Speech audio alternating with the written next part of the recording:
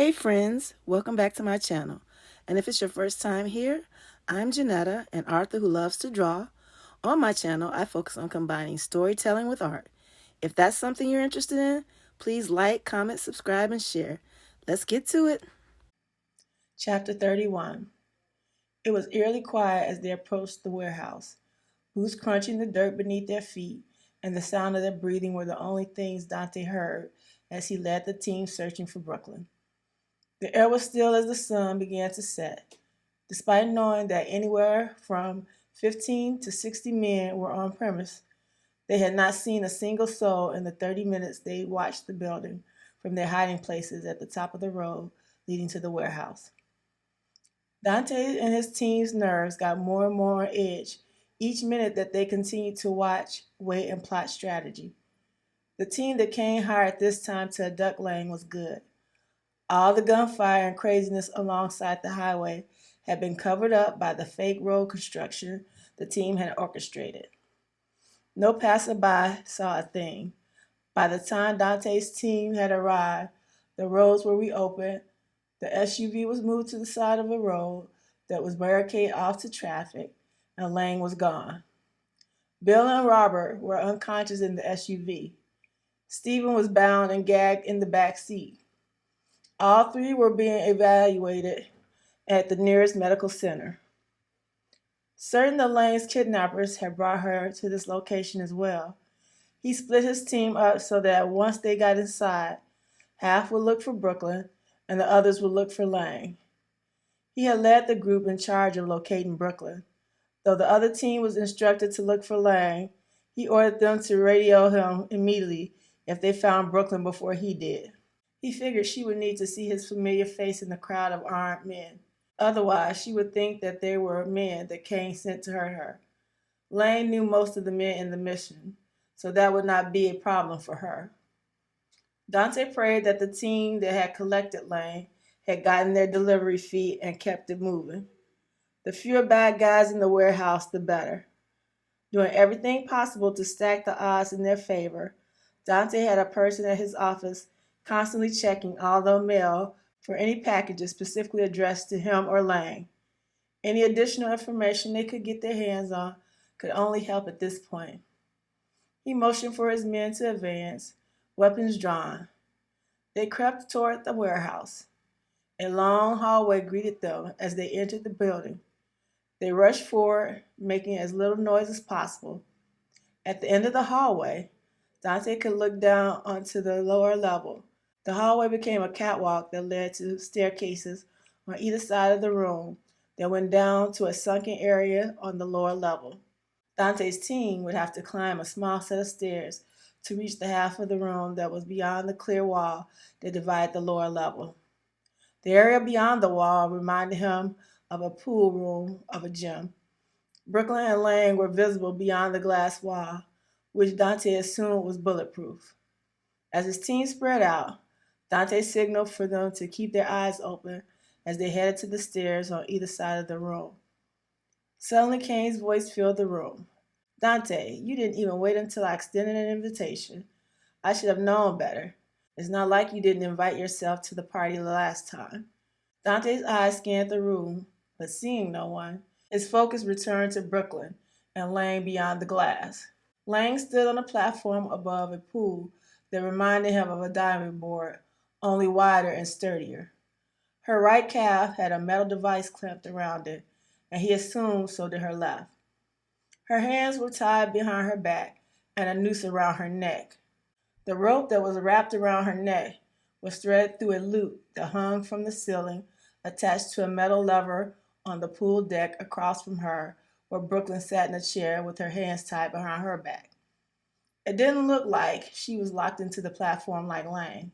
At least 10 armed men poured out of a door on the back wall beyond the glass and pointed their guns at Brooklyn and Lang. Others came from previously hidden side doors on the second level. Dante's team was on and aimed at them. You're the only one allowed to enter through the door, Dante. Otherwise, you will watch both ladies die. Kane's voice cautioned as one of the armed men opened another door in the wall, stepped on the black staircase, and stared down at Dante, who stood at its base. If you choose to enter, Kane continued, you may just have the chance to save one of them. Dante already knew he was going to enter the room. Fine, he answered. One of the guys lowered his gun and walked towards Brooklyn. He stood her up and removed the chair. Brooklyn kept looking down at her feet, which were tied together at the ankle. Glancing up, Dante noticed that two people were on either side of the room with guns aimed at the staircases leading up to the clear wall. Dante started towards the stairs. Kane stepped into view behind the glass wall, escorted by a security team. He stood on the left side near Lang. Dante could see Lang's mouth moving, but couldn't hear what she was saying to Kane. Kane pointed towards Dante. You're not walking in here with that weapon in your hand. Dante handed it to the person next to him.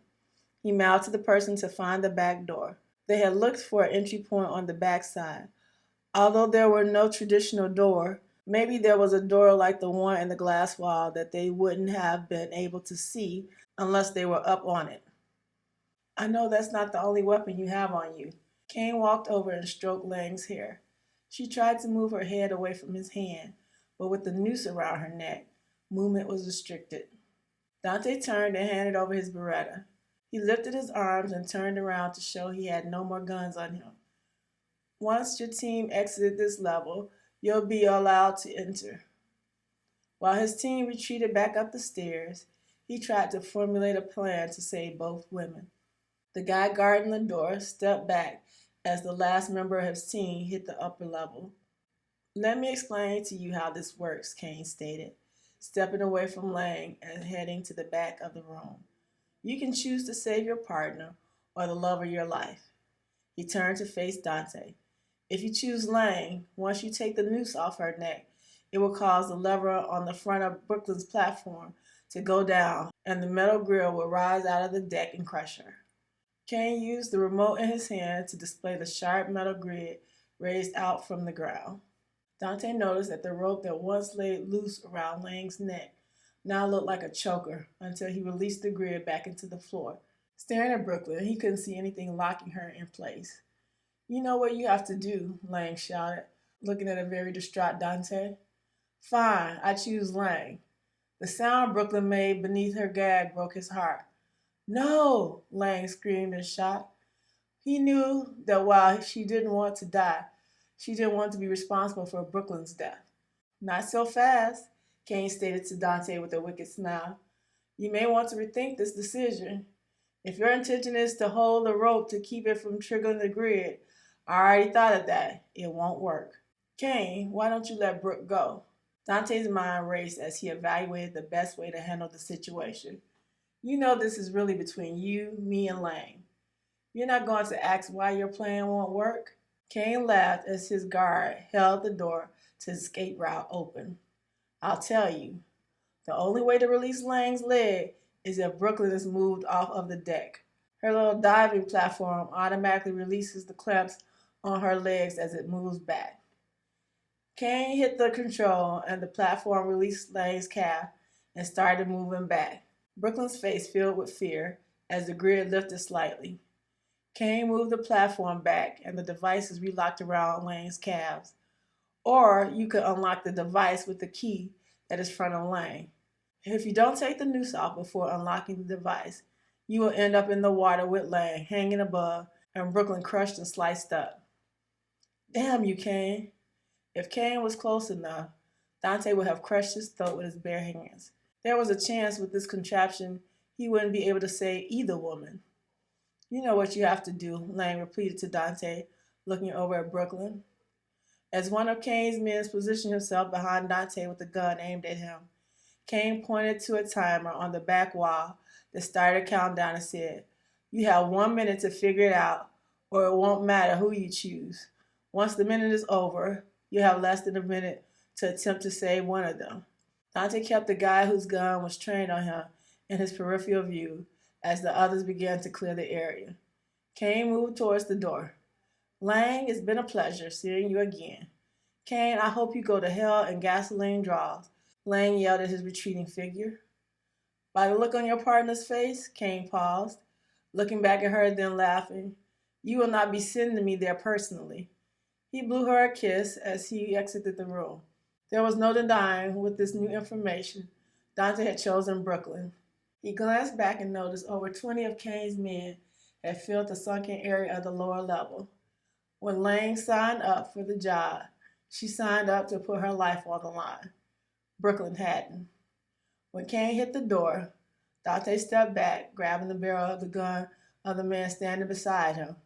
He pushed the butt of the gun against the guy's chest, then pistol whipped him across the face. Racing towards Brooklyn, Dante fired the gun at Kane's security that stood in front of the door. He could tell by the movement on Lane's platform that Kane had hit the button. Dante ran, jumping, grabbing Brooklyn, then turning so he would land on his back with her on top.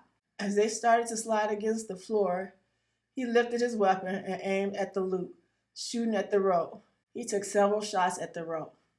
The sound of Lane's body hitting the water brought him relief, but it was short-lived as gunfire filled the room. When they stopped moving, he rolled Brooklyn off his chest and pushed her towards the wall. "Get in the fetal position," Dante yelled as he turned to his side, using his body to block Brooklyn as he returned fire at the men coming through the door. He cringed as the bullet pierced his thigh. "Brooke," Dante called out to her. It sounded like she was hyperventilating behind him. "Baby, hang in there. Hang in there a little while longer." He kept scooting back little by little to create more distance between them and the back door. "Brooklyn, breathe." Dante could hear Lang's movement in the water. He had managed to save both of them. However, if he knew that if he didn't get help soon, it would all be for nothing. He continued to shoot at the door. He would run out of bullets soon. Glancing over his shoulder, Dante could see part of his team doing battle beyond the wall. If his guys didn't find a way to enter the room soon, the three of them would be dead. Without enough ammunition to hold Kane's men off, and with no place to hide, it was just a matter of time until Kane's men would come from behind the door and take Dante, Lang, and Brooklyn out. The ride to the warehouse where Brooklyn was located seemed to take an eternity. Hunter said a silent prayer for her. He owed Vince big time for all of his help. Once Vince's people had showed Gus that they had retrieved his family, he gave up Brooklyn's location. As they approached the warehouse, Hunter could see people coming out of the building and running around back. It seemed to take forever for him and Levi's convoy to get down the hill. The men in the truck that accompanied him were heavily armed, which made Hunter extremely nervous that something could go terribly wrong. The trucks finally rolled to a stop. Levi looked over at Hunter's worried face. "What team are you going with?" Levi asked as everyone quickly got out. "I'll go with the team going through the front door." Levi handed Hunter a gun and some additional ammo. "Stay behind the team and try not to use your weapon unless you have to. Levi." "Let's go get your girl," Levi stated as he exited the vehicle and led a security detail away from the building. 15 of Levi's men moved toward the front door of the building. Hunter followed them, but had a gut feeling he needed to go with Levi. He told the men in front of him to go on, then turned and ran in Levi's direction. Levi stopped several hundred yards out and was looking at the ground and kicking dirt as the 6 men with him stood guard. He bent down and pulled open a hatch that was in the ground. He and his men went underground, closing the hatch behind them. Glancing back at the warehouse, Hunter saw that 2 huge dudes who looked 7 feet tall had stepped in front of the door to ensure no one could come in behind Levi's team. Hunter crossed the rest of the way to the hatch. He heard a hail of gunfire when he opened it. Lowering himself down into the tunnel, he immediately found himself face to face with the gun. "Mr. Torres, are you trying to get yourself killed?" one of Levi's men asked with a machine gun aimed at Hunter. He lowered his weapon and stated into his communication device, "Torres is on the premises," as Hunter ran toward the gunfire. Hunter caught up to Levi just as they hit the end of the hall. "What the hell?" Levi glared at Hunter, who was leaning on the wall next to him. "What's the plan?" Hunter asked. "Being in a room with bullets flying all around, they definitely need one. From what I can see, we need to give Dante some assistance on the other side of that glass." Hunter pivoted around Levi to see Dante firing at the door with Brooklyn tucked behind him. We need to clear a path to those stairs, Levi signaled for the part of his team to go. And remember not to have a gun in your hand when our backup arrives. Understood. Once you enter the door to the other room, go to your right. I'll have a guy come in to the left. Hunter was grateful they had the advantage of coming up from behind Kane's men. He was sure they weren't expecting anyone to come out of this corridor. Cool, just keep people off the stairs. You're going to be sitting ducks in the room, so make sure your aim is on point, Levi advised as he followed the remainder of the team out. They quickly took out the guys blocking the stairs, allowing Hunter to make his way up. Hunter came into the plexiglass room, firing at the back door. 3 more of Levi's men entered, firing at the men retreating into the back door. As the door closed, one of Levi's men came in and assisted Lang out of the pool as the other 2 headed for the back door. We have the back secured. We just have to keep them from coming through this door, one of Levi's men said, drawing Hunter's attention to the door that they'd come in through. Chaos ensued on the other side. On the outside of the glass, there was hand-to-hand battles, and shots were still being fired. Hunter heard Dante say, "Brooklyn, baby, talk to me. Are you injured?" Dante brushed the hair off her face. Every time she tried to speak, she just started crying uncontrollably. "Baby, you're safe. I just need you to tell me if you're hurt. I have never been happier to see you in my life. I'm suffering you pushing me away like a rag doll, but I'm fine." Brooklyn gave a weak smile as Dante began untying her. Dante helped her to her feet and hugged her to his body. Hunter stood back, feeling like the odd man out. He had to stop Levi from shooting 2 of Dante's men, who had managed to make it up the stairs. One headed over to Lang and the other over to Dante. Hunter didn't know if he should approach Brooklyn or leave as if he's never been there. They were so focused on each other that he doubted they saw him. His thoughts were interrupted by someone shouting, "Lang, no!" Lang ran past her guys, heading to the door. "Damn it, Lang, don't do it!" Dante yelled as Lang opened and went through the back door. He looked at Brooklyn. "I can't let her go after Kane." "Our team has him cornered in the building northwest of here," Dante's guy yelled. "You're injured," Brooklyn said as Dante detached the strap from the gun, then wrapped it around his leg. "I can't let her go after him." "I'll take care of Brooklyn. You go after Lang," Hunter said, extending his gun to Dante. Dante took the gun and kissed Brooklyn on the forehead. "Be safe. We have a lot to talk about," Brooklyn stated just before he took off running towards the back door. Hunter opened his arms. "It's so good to see your beautiful face again." Brooklyn stepped into his embrace and wrapped her arms around his waist. "BK, don't you ever scare me like that again." Hunter glanced back just as the door closed behind Dante. "Trust me, I have no plans to repeat this." Brooklyn tightened her hold on him, grateful to be alive. While the rest of Dante's guys ran past them and out of the back door, Hunter pulled her back, tilted his head down to look into her eyes. "Are you sure?" "I am happy to be alive."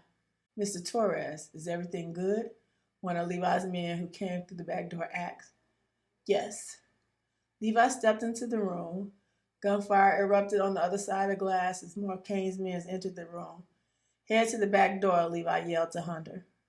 Hunter suddenly knew the terror Dante and Brooklyn faced being in this room, being shot at with nowhere to hide.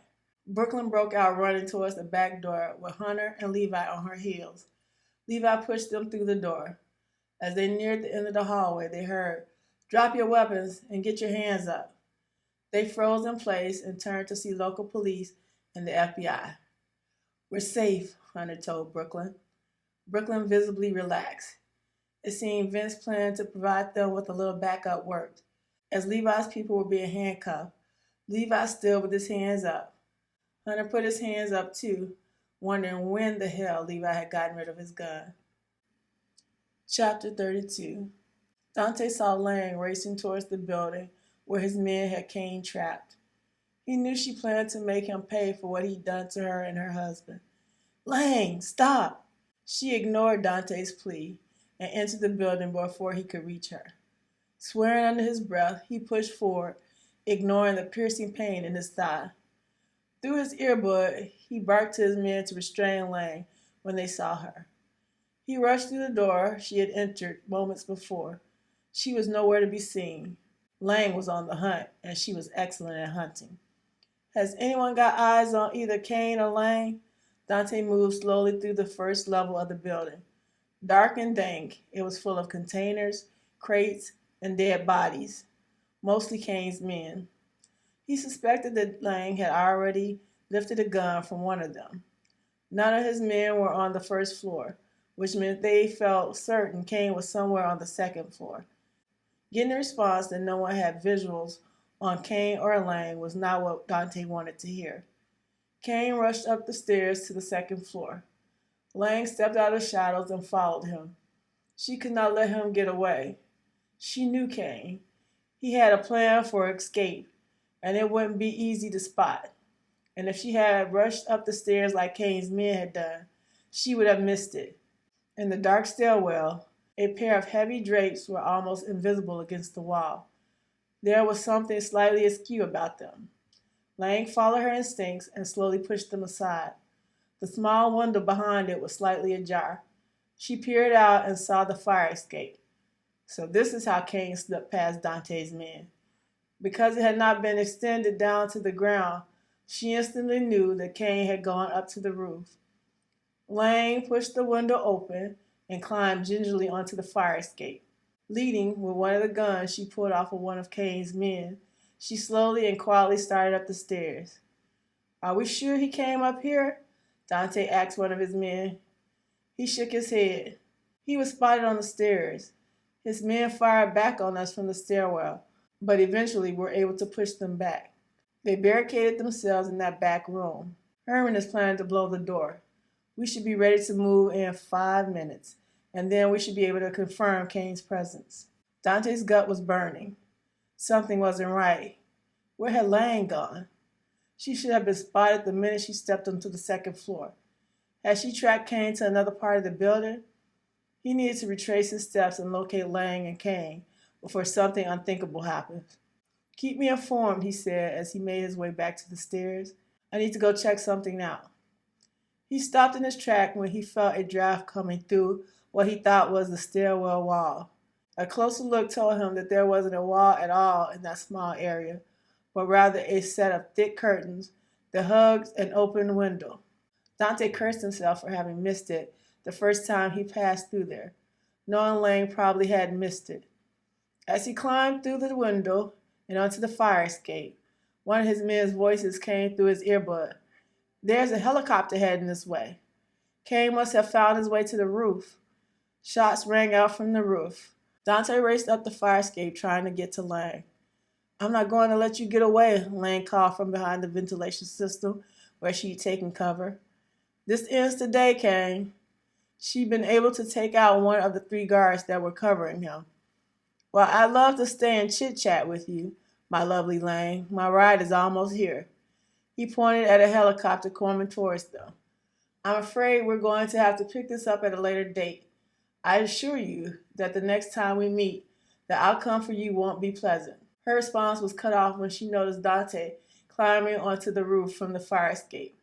She turned and quickly fired at Kane and his men, drawing fire and giving Dante enough time to scramble over the side and rush for cover with her. "Thanks," he said breathlessly. "I know you mean to stop me from killing Kane, but I need to take him out." Lang wasn't going to back down. The roar of the helicopter blades was loud. There was enough room on the roof for it to land, but the pilot didn't, probably not wanting to take on hostile fire. Hovering above Kane and his men, he lowered a rope ladder. Kane's men fired at Lang and Dante to allow Kane time to climb the ladder. Lang panicked. "He's getting away." She became reckless, rolling from behind the ventilation system to take out another of Kane's men. Dante covered her quickly and took out the last man before he could fire on Lang. Lang jumped on her feet and ran towards the helicopter, which was quickly making its way off into the sunset, with Kane clinging to the ladder. She tried to fire a shot off, but her gun clicked. Empty. She dropped it and pulled another one from her waistband, but Kane was too far away now. She dropped to her knees, disgusted with herself. Dante came up behind her and pulled her to her feet. They watched as the helicopter became smaller and smaller. Then the unexpected happened. They heard a weird sound and an explosion before the helicopter took a nosedive and smashed to bits on the ground. Relief flooded both Dante and Lang's body. It was finally over. Dante's head was spinning. Things happened quickly after that. His men subdued the remainder of Kane's forces. Hunter, Brooklyn, Levi, and a few of the men managed to slip into another hidden corridor while local police and FBI were distracted by the huge explosion outside. It was mostly Dante's team and a few of Levi's men that were left to explain the mess to the authorities. Dante tried to convince Lang to slip away in the commotion, but she refused. She wanted to see things through to the end. Hope you enjoyed today's story. If you did, don't forget to like, comment, subscribe, and share. Until next time, be and stay blessed.